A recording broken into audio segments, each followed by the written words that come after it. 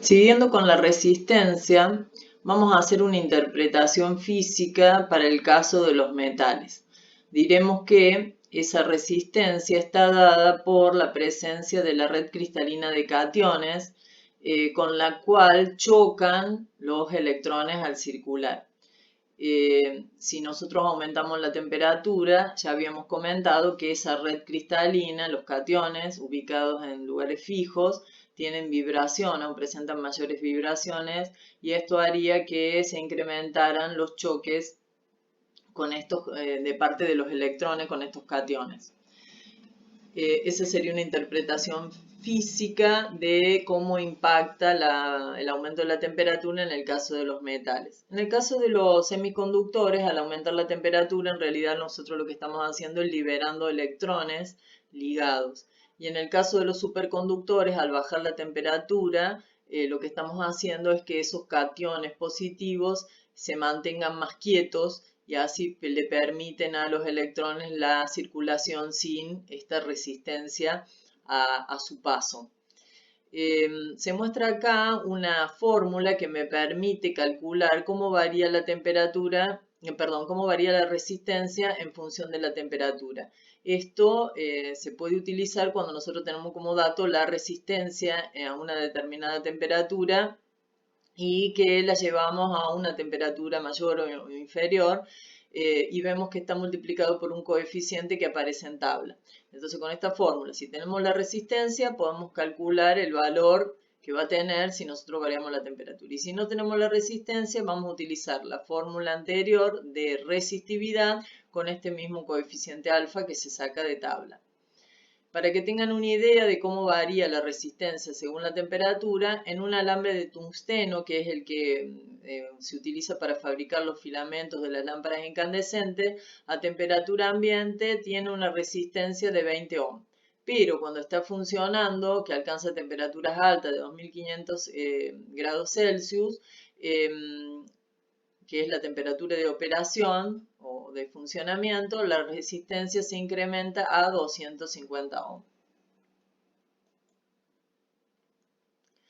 En esta filmina, lo mismo que seguramente vieron en parte en el video, las resistencias se venden, se comercializan y se utilizan para saber los valores que poseen un código de colores, que ustedes no deberían, no necesariamente tienen que saber, pero bueno, se los presento para que tengan idea de qué se trata y bueno, qué es o cómo se vende una resistencia.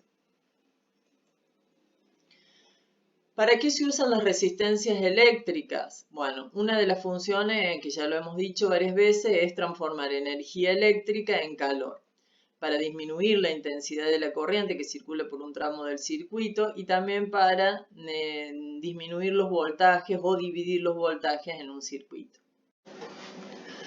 Si nosotros en un conductor aplicamos un campo eléctrico, se va a producir un movimiento de cargas, como hemos mencionado, de manera tal que al pasar el tiempo se va a producir una acumulación de cargas positivas y negativas en los extremos de dicho conductor, de manera que se va a anular el campo inicialmente al que estaba sometido.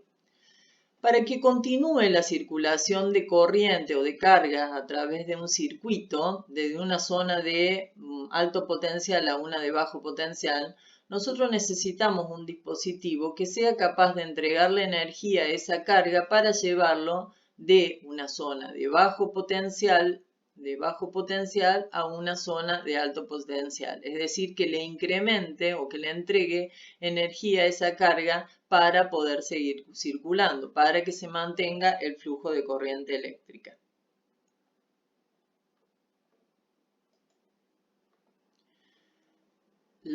Se denomina FEM o fuerza electromotriz al aporte de energía por unidad de carga para circular de una zona de menor potencial a una zona de mayor potencial. Y las unidades que se utilizan son el voltio, que es igual a un joule sobre un coulomb. Una pila común tiene una FEM de 1,5 voltios. Esto significa que la batería hace un trabajo máximo de 1,5 joule por cada coulomb de carga que pasa a través de ella, para llevarla de una zona de bajo potencial a una de alto potencial. siempre esta FEM va a ser entregada por algún dispositivo o se lo obtiene, podemos decir, de alguna fuente que convierte la energía de esa fuente en energía eléctrica. El ejemplo es la pila que convierte energía química en energía eléctrica.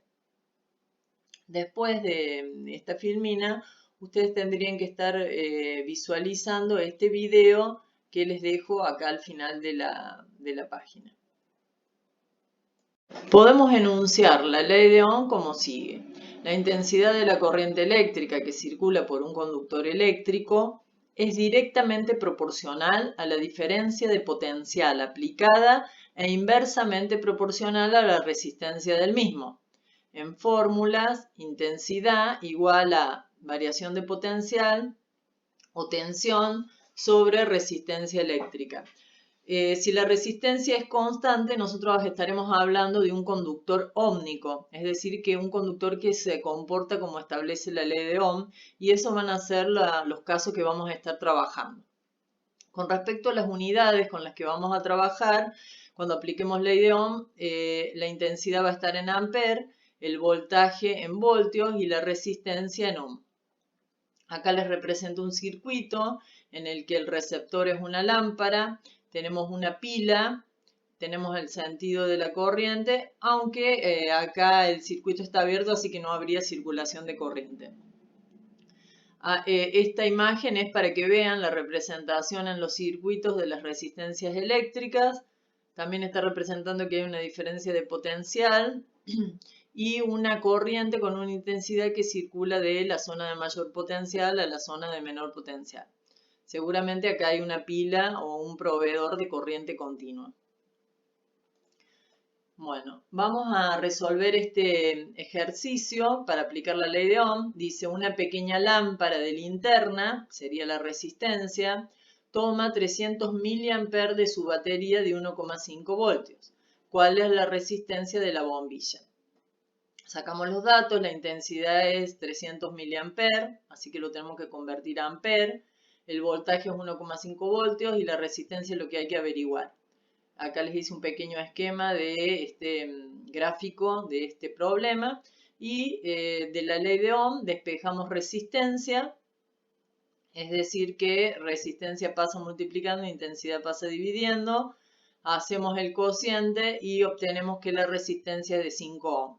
Y acá algo importante, como son conductores ómnicos, vamos a decir que esta resistencia que calculamos para este voltaje y esa intensidad va a ser constante. Y la vamos a aplicar en la segunda parte del problema que dice, si la batería se debilita y el voltaje cae a 1,2, ¿cuánto variaría la corriente? Entonces, la resistencia es la misma que la del ejercicio anterior, queremos averiguar la intensidad de corriente, el voltaje disminuyó, entonces si disminuyó el voltaje también tiene que haber disminuido la intensidad de corriente, ya que tienen una relación directa. Menor voltaje, menor intensidad de corriente. Y bueno, y cuando hacemos el cálculo vemos que el resultado es así. Hay una menor intensidad de corriente por haber disminuido la tensión o el voltaje que provee la fuente. Y ahora vamos a hablar de las resistencias internas que tienen las fuentes o baterías o pilas. Es natural de estos dispositivos, que son los que proveen la FEM, tener una resistencia interna. Esa resistencia interna que está representado acá, digamos de esta forma se lo representa, es decir, acá hay una FEM que se entrega y una resistencia interna que hace que la diferencia de potencial a la salida del dispositivo sea menor que en la FEM inicial. En general vamos a decir que esta resistencia interna cumple con la ley de Ohm, entonces va a ser independiente de la intensidad de corriente que esté circulando, se va a mantener constante. Y a medida que avance la corriente con su intensidad, va a producir en esta parte del circuito una caída de voltaje, que se la vamos a restar a la FEM que entrega la batería. Bien, y esa caída de voltaje va a estar dado por la intensidad de corriente que circula por la resistencia interna. Entonces vamos a poder escribir que la diferencia de potencial que va a estar entregando la batería va a ser la FEM menos I por R. Esto va a ser entonces el voltaje terminal de la pila. La intensidad en el circuito externo, entonces, que circula, va a estar dada por la FEM dividido la resistencia externa más la resistencia interna. Esta sería la fórmula para calcular la intensidad que está circulando en el exterior. Pero esto es un circuito simple. Ya vamos a ver cómo trabajar en circuitos más complejos.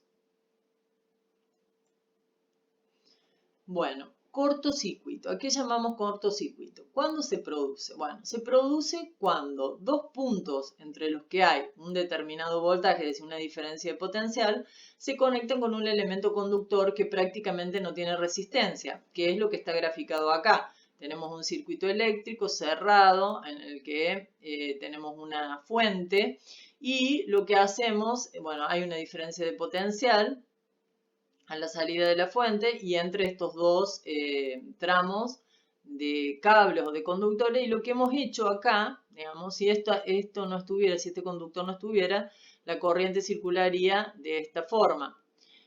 Pero al conectarse a través de un conductor estos dos tramos de los cables, lo que estamos poniendo es un conductor con resistencia cero, que se la puede considerar cero, porque esa es otra cosa que no hemos hablado, y es que a los conductores ideales se los considera que no tienen resistencia, que la resistencia está concentrada en la parte de dispositivos o de receptores que se simbolizan como resistencias. Entonces, cuando conectamos acá con un conductor, estamos poniendo una resistencia cero y por lo tanto la corriente eléctrica va a preferir pasar por acá o circular por esta zona, y como no hay resistencia, la intensidad de corriente va a tender al infinito. Y al circular tanto corriente, lo que ocurre en este tramo del conductor es que la temperatura se eleva muchísimo y puede producir que combustione, que se encienda, que se difunda y se corte el circuito, y ahí directamente va a dejar de circular corriente. El problema sería que se incendie y es lo que se trata de evitar en las instalaciones eléctricas domiciliarias.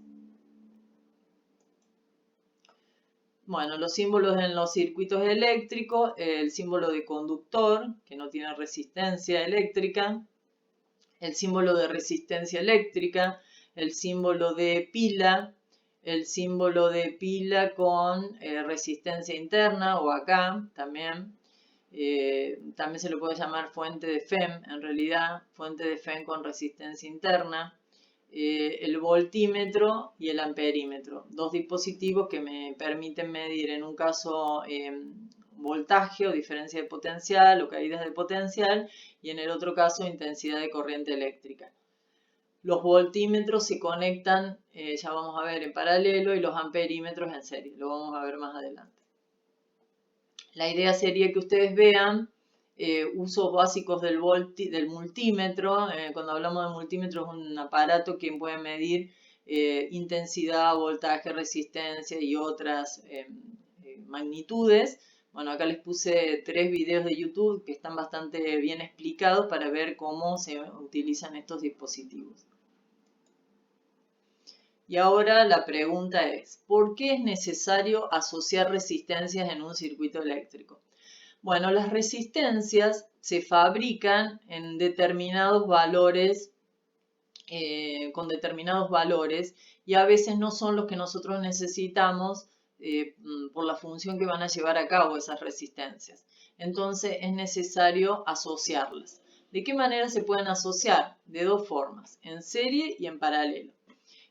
Primero vamos a ver la asociación en serie, y cuando hablamos de asociación en serie estamos diciendo que las resistencias se colocan una a continuación de la otra, es decir, que van a tener una sola trayectoria de corriente entre los puntos A y B, por ejemplo. Y la intensidad que circule por este tramo va a ser la misma para cada uno de los resistores.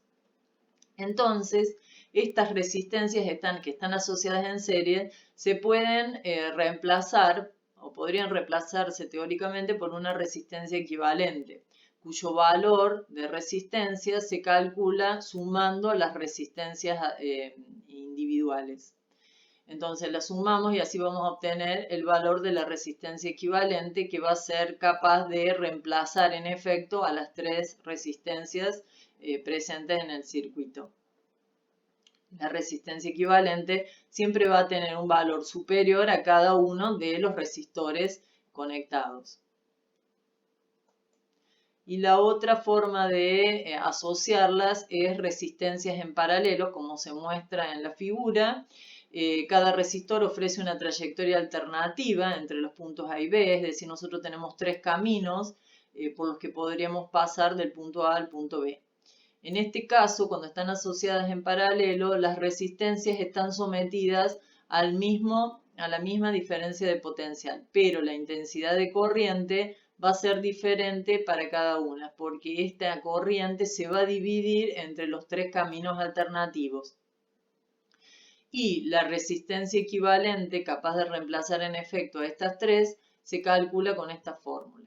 Una vez que nosotros obtenemos el resultado de 1 sobre la resistencia equivalente, debemos invertir este resultado haciendo el recíproco, obteniendo el recíproco, que en la calculadora pueden hacerlo haciendo el cociente entre 1 menos el resultado que obtuvieron o apretando la tecla X a la menos 1, y así van a obtener el valor de la resistencia equivalente.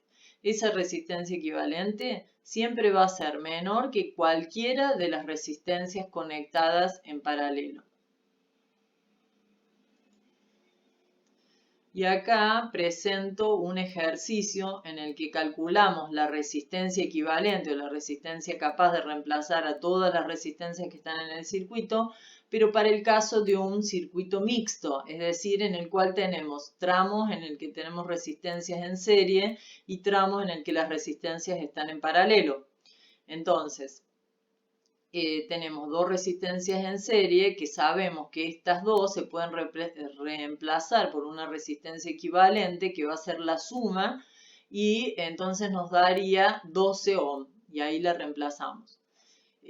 Para este caso, como están en paralelo, tenemos que sumar las inversas o los recíprocos de estas dos resistencias y me quedaría un sexto más un tercio. Un sexto más un tercio me da 3 sextos y invirtiendo, obteniendo el recíproco, me da 6 dividido 3, que es 2 el resultado. Y luego, fíjense que esas resistencias equivalentes quedaron como conectadas en serie, por lo tanto también podemos reemplazarla por una resistencia equivalente que va a ser la suma y que me va a dar 14 ohms. Continuando con el ejercicio anterior, ahora vamos a calcular cuál es la intensidad de corriente que circula por cada uno de los elementos o resistencias, y también vamos a determinar cuál es la caída de potencial que se da entre cada uno de estos elementos. Cuando tenemos una conexión en serie, la intensidad de corriente es la misma para cada uno de los elementos. Y al encontrarse con una conexión en paralelo, hay una bifurcación de dicha corriente en dos partes o en más, según la cantidad de conexiones que haya, pero la cuestión es que cuando yo sumo cada una de las intensidades de corriente que circula por cada ramal de la conexión en paralelo, me tiene que dar igual a la intensidad de corriente de entrada o antes de la bifurcación.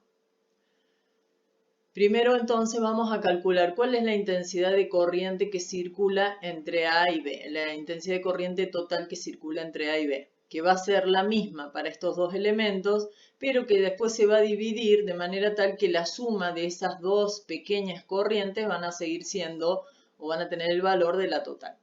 ¿Cómo vamos a hacer esto? Calcular la intensidad total. Bueno, como tenemos la resistencia total o equivalente y tenemos la diferencia de potencial entre A y C, es muy sencillo, aplicando la ley de Ohm, obtenemos que la intensidad total es de 3 amperes. Entonces ya tenemos resuelto una parte, ya que vamos a saber que por la resistencia de 8 ohm va a circular una intensidad de 3 amperes y por la de 4 ohm también una de 3 amperes. Lo que no sabemos ahora es cuánto vale cada una de estas intensidades, pero sabemos también que la suma va a ser de 3 amperes. Entonces lo que podemos hacer es calcular cuánto voltaje cae en esta parte, es decir, entre los puntos A y B. sabemos que el voltaje que cae entre A y B más el que cae entre B y C tiene que ser igual al voltaje total que hay entre A y C. Para calcular cuánto voltaje cae, también podemos aplicar la ley de Ohm y calcular el voltaje entre A y B. Para ello necesitamos el valor de la resistencia equivalente y el valor de la intensidad que circula, que ya lo sabemos. Entonces calculamos el voltaje que cae entre A y B y me da 36 voltios. Es decir, que si del 42 que tenía, que era el total, le resto los 36, lo que me queda, el voltaje que hay entonces entre B y C, es de 6 voltios. Esos 6 voltios corresponden al voltaje para la resistencia de 6 ohm y también para la resistencia de 3 ohm, porque están conectados en paralelo y comparten el mismo voltaje o la misma caída de potencial. Con ese dato y el valor de las resistencias yo puedo calcular entonces la intensidad que circula por este ramal y por este por separado. Haciendo la ley de Ohm nuevamente, digo la diferencia de potencial, que ahora va a ser 6 voltios, dividido la resistencia 1, que es 6 ohm, me da 1 ampere. Y lo mismo hago para el segundo ramal y digo 6 voltios dividido 3 me da 2 amperes. La suma me da 3 amperes, que era la intensidad de corriente total que ingresaba a la bifurcación. Y con eso ya tendríamos los datos de las intensidades de corriente de cada elemento, la caída de potencial que hay en cada una de estas resistencias y nos faltaría calcular la caída de potencial para cada elemento. Sabemos la total que nos da 36, pero para cada elemento tendremos que volver a repetir voltaje por intensidad por resistencia. La intensidad es 3 por 8, 24. Y acá 3 por 4, 12, 24 más 12 me da 36. También tengo las caídas de potencial que hay en cada uno de estos elementos. A continuación les propongo que vean dos videos en donde se muestran cómo ubicar los elementos de medición según yo quiera, el tipo de circuito que tenga y lo que quiera medir. Si yo quiero medir voltaje, voy a tener que ubicar el voltímetro en paralelo al voltaje que yo quiero medir, porque cuando estábamos en paralelo compartíamos el mismo voltaje. Pero si yo quiero medir una intensidad de corriente en mi circuito, no puedo conectar en paralelo porque lo que estoy haciendo en realidad es una especie de cortocircuito, sino que me tengo que ubicar en serie, ya que la intensidad de corriente es la misma para cada uno de los elementos que están en serie. Acuérdense, si estaban en serie es la misma intensidad de corriente, si estamos en paralelo es el mismo voltaje compartido. Entonces depende de lo que quiera medir, voy a ubicar mi instrumento de medición. Está en los videos y también está para un circuito mixto.